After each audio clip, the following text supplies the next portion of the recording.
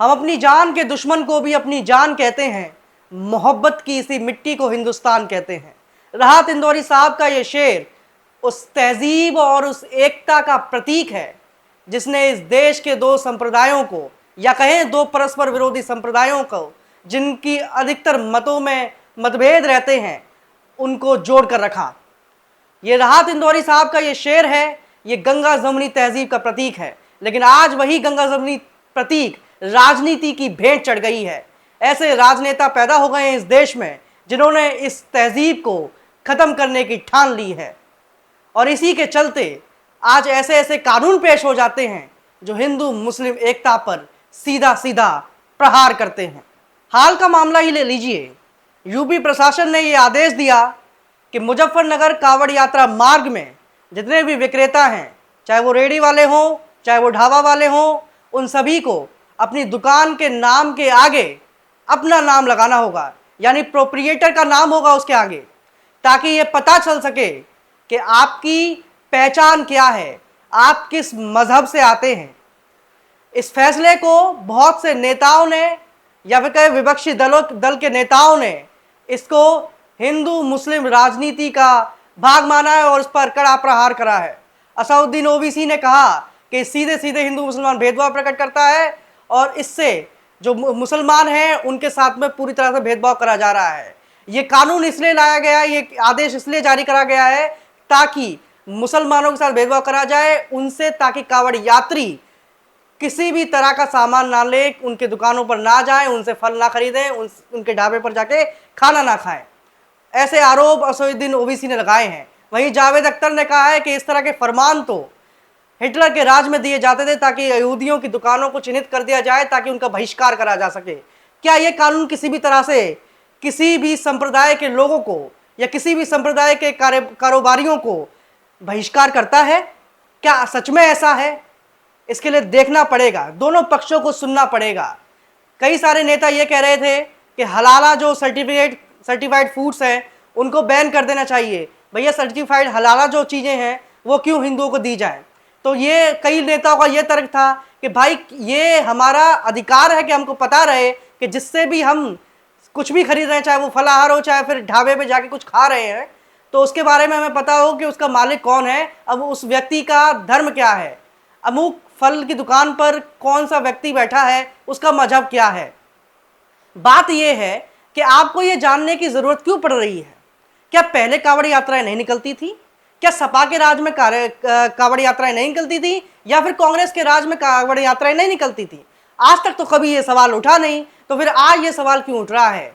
क्या राजनीति खेलने का प्रयास करा जा रहा है यहाँ पर हिंदू मुसलमान के नाम पर? भाई, आपके 10 साल से सरकार थी, तब तो आपको कोई दिक्कत नहीं थी। क्या आज ही हलाला की दिक्कत सामने बाहर आई है? पिछले 10 सालों में ये दिक्कतें क्यों सामने नहीं आई थी? और फिर अगर यूपी में ही क्यों, पूरे देश भर में ये कानून क्यों नहीं लागू हो रहा है? तो इस तरह के सवाल हैं जो उठाए जा रहे हैं। तो सीधी सी बात है कि क्या कांवड़ यात्रा के नाम पर किसी प्रकार का वोट बैंक इकट्ठा करने की कोशिश करी जा रही है? वहीं कुछ लोग ये कह रहे हैं, मायावती का ट्वीट आया है कि अभी तो मुसलमानों के साथ ये हो रहा है, कल को दलितों के साथ भी ये होगा।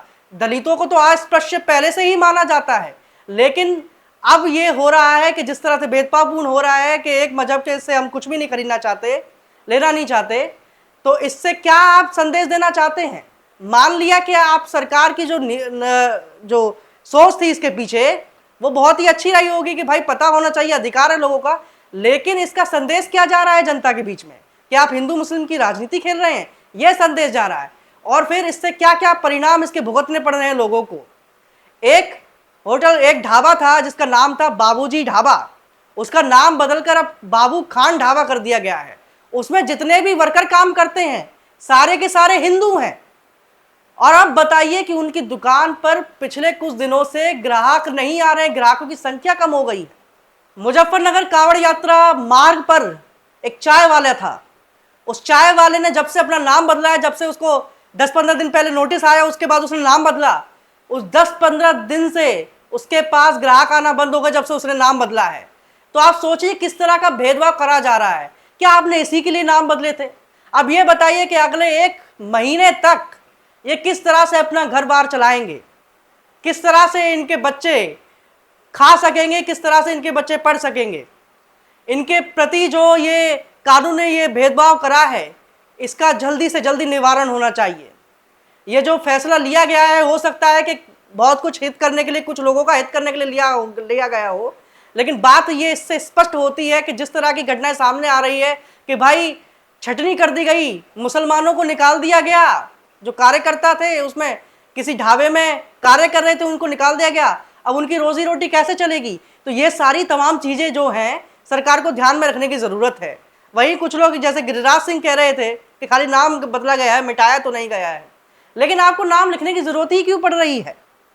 अभी बात करें तो अभी सोनू सूद जो कि एक्टर हैं, बहुत ही जाने माने, उनका ट्वीट आया, उन्होंने कहा कि सबरी ने अभी तो राम को अपने झूठे बेर खिलाए थे, तो क्या हम ये आज के दौर में हम ये नहीं कर सकते हैं?